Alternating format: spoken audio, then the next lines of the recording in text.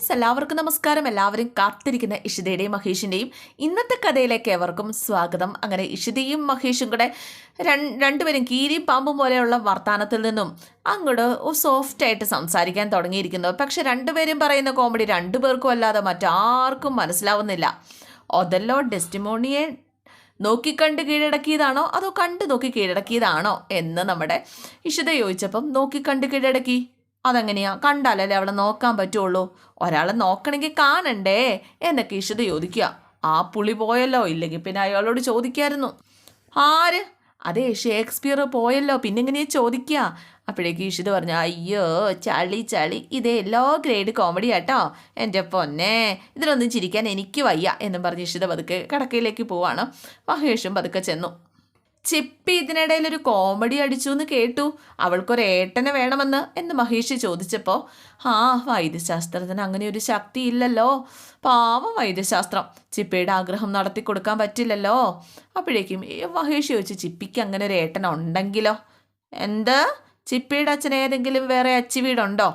ഉണ്ടെങ്കിലോ എന്ന് മഹേഷ് ചോദിച്ചപ്പം, എന്നാ ചിപ്പി അവരുടെ അടുത്തേക്ക് അയക്കുക കേട്ടോ എന്ന് പറഞ്ഞ് പതുക്കെ അവളങ്ങോട്ട് കടന്നു. ഒന്നും മിണ്ടാതെ ഞെട്ടി മഹേഷ് ഇങ്ങനെ ഇരിക്കുകയാണ്. എന്തേ പറഞ്ഞു കഴിഞ്ഞോ എന്നും പറഞ്ഞ് മഹേഷും കൂടെ കിടന്നു. അതെ, ഇനിയും പറയാനുണ്ട്, പറഞ്ഞു തീർന്നിട്ടില്ല. അതെ, നിങ്ങളും കൂടി അവരോടൊപ്പം പോയി അങ്ങോട്ട് താമസിച്ചാൽ മതി. ആ വിഹിബിത ഗന്ധത്തിൻ്റെ കഥയായിട്ടെങ്ങാണ്ട് ഒരു ദിവസം വന്ന എല്ലാം ഞാൻ അവസാനിപ്പിക്കും എന്ന് ഇഷിത പറഞ്ഞപ്പോൾ, ഞാനൊരു തമാശ പറഞ്ഞതാ എന്ന് മഹേഷ്. ഞാൻ തമാശ പറഞ്ഞതല്ല, സീരിയസാ. അതെ, ചിപ്പിയുടെ ഏട്ടൻ ചാപ്റ്റർ ഞാൻ ഡിലീറ്റ് ചെയ്തു എന്ന് ദയനീയമായിട്ട് മഹേഷ്. ഞാനും ഡിലീറ്റ് ചെയ്തു. അങ്ങനെ രണ്ടും കൂടെ മുഖത്തോട് മുഖം നോക്കി ഇങ്ങനെ കിടക്കുകയാണ്. മഹേഷ് ഇങ്ങനെ നോക്കി കഴിഞ്ഞപ്പോഴേക്കും ഉണ്ടല്ലോ, ശരിക്കും മഹേഷ് അവളെ നോക്കി ഇങ്ങനെ പ്രണയത്തോടെ ഇങ്ങനെ നോക്കുകയാണ്. അപ്പോഴേക്കും ഇഷിത പറഞ്ഞു, എഗ്രിമെൻ്റേ. അയ്യോ സോറി എന്നും പറഞ്ഞുകൊണ്ട് പെട്ടെന്ന് അവൻ തിരിഞ്ഞു കിടന്നു. യെസ് എഗ്രിമെൻറ്റ് എന്നും പറഞ്ഞ് തിരിഞ്ഞു കിടന്നു കേട്ടോ. എന്തായാലും രണ്ടുപേർക്കും അങ്ങനെ രണ്ടുപേരും തിരിഞ്ഞു കിടന്നിട്ട് കിടക്കപ്പുറതിയില്ല. അപ്പം അതൊക്കെ രണ്ടുപേരും ഒന്നുകൂടി ഒന്ന് തിരിഞ്ഞു നോക്കുകയാണ്. ഇഷിതയാണെങ്കിൽ മഹേഷ് തിരിഞ്ഞു നോക്കുന്നുണ്ടോയെന്നറിയാൻ തിരിഞ്ഞു നോക്കുന്നത് പോലെയും മഹേഷ് ഇഷിതയെ തിരിഞ്ഞു നോക്കുന്നത് പോലെയും. രണ്ടും ചമ്മി തിരിഞ്ഞങ്ങോട്ട് കിടക്കുക. വേണ്ടായിരുന്നു എന്നും പറഞ്ഞ് മഹേഷ് ഇഷിതയാണ് കിടന്ന് ചിരിക്കുക കേട്ടോ. അന്നത്തെ ദിവസം അങ്ങനെ കടന്നുപോയി. പിന്നെ കാണിക്കുന്നത് സ്വപ്നവല്ലി ഒരു കാറിലിരിക്കുകയാണ്. സ്വപ്നവല്ലി ഏതോ കല്യാണത്തിന് പോവാണ്. ആ സമയത്താണ് വിനോദിൻ്റെ കോള് വരുന്നത്. മോനെ എന്ന് വിളിച്ചപ്പോൾ, അമ്മ ഇത് എവിടെയാ? ഞങ്ങളൊരു കല്യാണത്തിന് പോവുക, എല്ലാവരും ഉണ്ടോ? ഇല്ല, മഹേഷ് ഇഷിതയില്ല. മഹേഷിന് എന്തോ എമർജൻസി പണിയുണ്ടെന്നാ പറഞ്ഞത്. അല്ല, മോൻ എന്താ വിളിച്ചത്? ഞാൻ വെറുതെ വിളിച്ചതായിരുന്നു, അച്ഛനോട് പറഞ്ഞേരെ അന്വേഷണം. നീ എപ്പോഴാണ് വീട്ടിലേക്ക് വരുന്നത്? ഞാൻ കുറച്ച് തിരക്കിലാമേ. എന്നാ ശരി മോനെ എന്നും പറഞ്ഞ് കോള് കട്ട് ചെയ്തു കേട്ടോ. പിന്നെ നമ്മുടെ മഹേഷിനെയാണ് കാണിക്കുന്നത്. ഇഷിത ഇതുവരെ എഴുന്നേറ്റിട്ടില്ല കേട്ടോ. മഹേഷാണ് എഴുന്നേറ്റത്. അവർ കല്യാണത്തിനൊക്കെ പോയിരിക്കുകയാണ്. മഹേഷും ഇഷിതയും മാത്രമാണല്ലോ ഉള്ളൂ. മഹേഷിന് അന്നേരത്തിന് ഒരു കോള് വരാം. ചായയൊക്കെ ഇട്ടോട്ട് നിന്നപ്പോൾ, ഇന്നത്തെ പ്രോഗ്രാം എങ്ങനെ എന്ന് വിനോദല്ല വിവേകാട്ടോ വിളിച്ചത് മഹേഷിന്. ഇന്നത്തെ പ്രോഗ്രാമിൻ്റെ കാര്യത്തെക്കുറിച്ചൊക്കെ ഇങ്ങനെ ചോദിക്കുക. നാളെ ഡൽഹിയിൽ നിന്ന് കമ്പനിയുടെ ഓർഡർ വരികയല്ലേ? നമ്മുടെ വിധി നിർണ്ണയിക്കുന്ന മീറ്റിംഗ് അല്ലേ?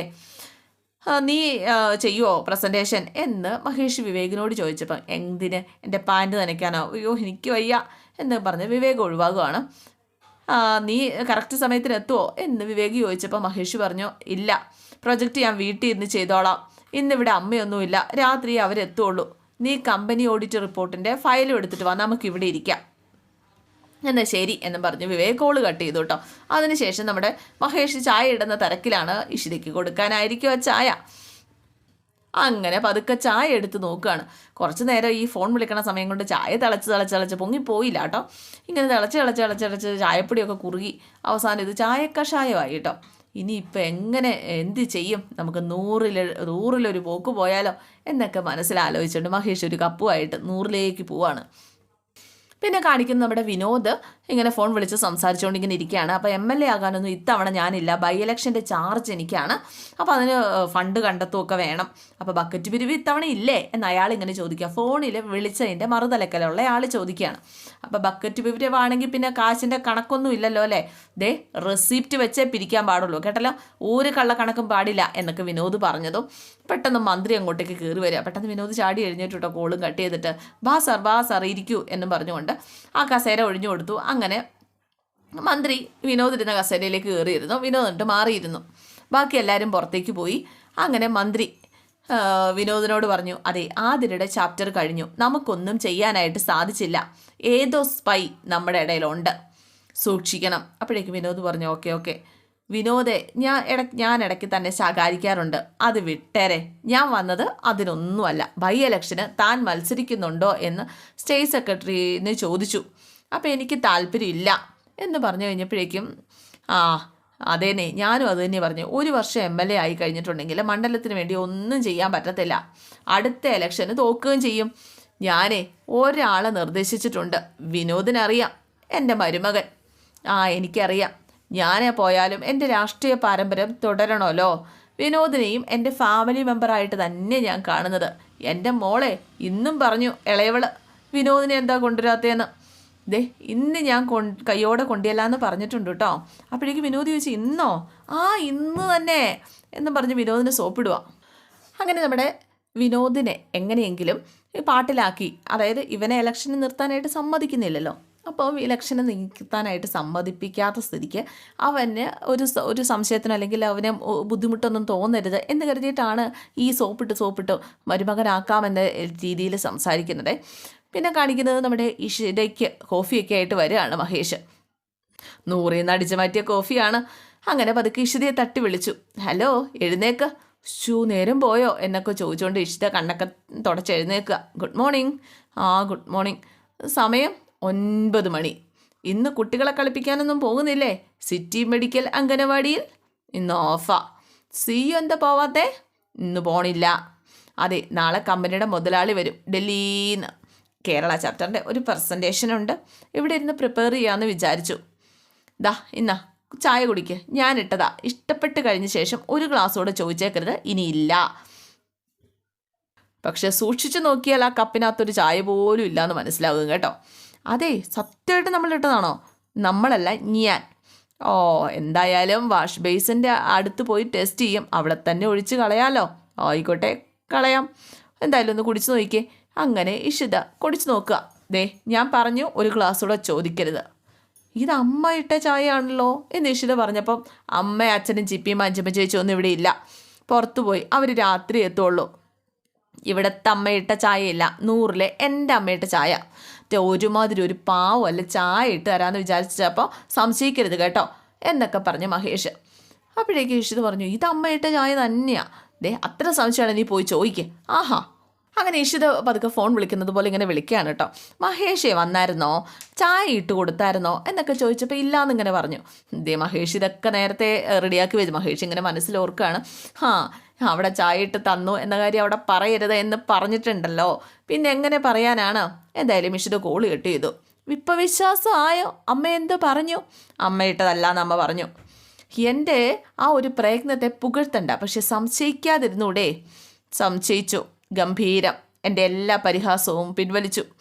എൻ്റെ ഭഗവാനെ, 100-ലെ അമ്മയെ നീ തന്നെ ശരണം എന്നും പറഞ്ഞുകൊണ്ട് മഹേഷ് അങ്ങ് പോവുകയാണ്. മനസ്സിൽ പറഞ്ഞുകൊണ്ട് അങ്ങ് പോവാം. അമ്മ ഇനി കള്ളം പറയാൻ പഠിപ്പിച്ചതാണോ? എന്തായാലും ചായ കുടിക്കാം എന്നും പറഞ്ഞ് ഇഷ്ടത്തെ ചായ കുടിക്കുക. ഇതേ സമയം നമ്മുടെ സുചിത്രവും ഈ വിനോദിന് മെസ്സേജൊക്കെ അയച്ചിട്ട് ഇങ്ങനെ ഇരിക്കുക കേട്ടോ. മെസ്സേജ് റീഡ് ചെയ്തിട്ട് പോലുമില്ല, എന്തൊരു മനുഷ്യനാണോ. എന്തായാലും വിളിച്ചു നോക്കാം. അങ്ങനെ വിളിച്ചു, ഒഫീഷ്യലായിട്ട് സംസാരിക്കുന്നത് പോലെ പറയൂ എന്ന് പറഞ്ഞപ്പോൾ, പറയൂന്ന് രാഷ്ട്രീയക്കാരനെ പോലെ ഗൗരവം എൻ്റെ അടുത്ത് ആവശ്യമില്ല കേട്ടോ. എന്താ ഈ ശബ്ദമൊക്കെ അങ്ങ് മറന്നോ? സുജിമോളെ, ഞാൻ അല്പം തിരക്കില്ല. അതെ, അയക്കുന്ന മെസ്സേജിന് മറുപടി വേണം, ഒന്ന് നോക്കിക്കൂടെ? മോളെ ഞാൻ തിരിച്ച് വിളിച്ചാൽ പോരെ? വേണ്ട, എന്നെ തിരിച്ച് വിളിക്കണ്ട നിങ്ങൾ. നിങ്ങൾ എന്നെ വിളിക്കുമോയെന്ന് അറിയണമല്ലോ എന്നും പറഞ്ഞ് കോള് കട്ട് ചെയ്ത് വിളിക്ക് ഇതെന്താ വിളിക്കാത്ത? പ്ലീസ് വിളിക്ക്. എന്തായാലും തിരികെ കോള് വരികയാണ്. അല്ല വിനോദ് ഫ്രീ ആകുമ്പോൾ വിളിച്ചാൽ മതി. വേണ്ട, ഞാൻ ഫ്രീ ആക്കിയതാ. ഇനി തൻ്റെ പരാതികൾ ഫയലിൽ സ്വീകരിച്ചിട്ടേ വേറെ പണിയുള്ളൂ. താൻ പറ, എന്താണ് തൻ്റെ പരാതി? മെസ്സേജ് നോക്കിയില്ലെന്നല്ലേ തൻ്റെ പരാതി? അതെ, പക്ഷേ സമയമില്ല എന്നിട്ടാ. ഇപ്പം പാർട്ടിയുടെ ജില്ലാ സമ്മേളനം നടക്കുമല്ലേ, എല്ലായിടത്തും ഓടി എത്തണ്ടേ.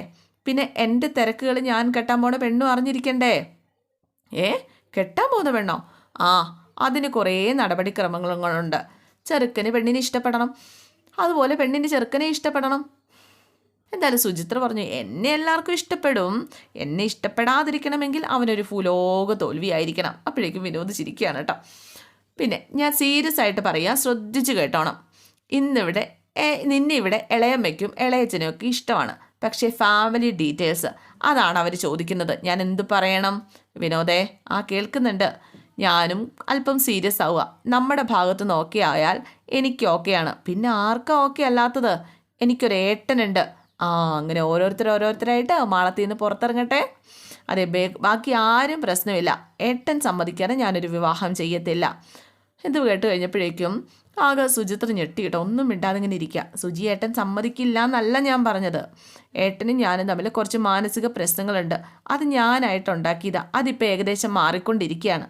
പൂർണ്ണമായും മാറിയാൽ ആദ്യം പറയുന്നത് തൻ്റെ കാര്യമാണ്. അതുവരെ തനിക്കൊന്ന് വെയിറ്റ് ചെയ്തൂടെ? ആരാ ഈ ഏട്ടൻ? കുറച്ച് നാൾ കൂടി അങ്ങ് അറയിൽ തന്നെ നിന്നോട്ടെ. ഇത്ര ആയില്ലേ? ഏട്ടൻ സമ്മതിക്കും. ഞാൻ പാവത്തിനെ വേദനിപ്പിച്ചത്. അപ്പം എങ്ങനെ? ശരി മോളെ, ഞാൻ രാത്രി വിളിക്കാം. പെട്ടെന്ന് ഓഫീസിലെത്തണം. എന്നാ ശരി എന്നും പറഞ്ഞുകൊണ്ട് കോള് കട്ട് ചെയ്തു കേട്ടോ. ആരാണോ ഈട്ടൻ? കോടാലിയാവോ?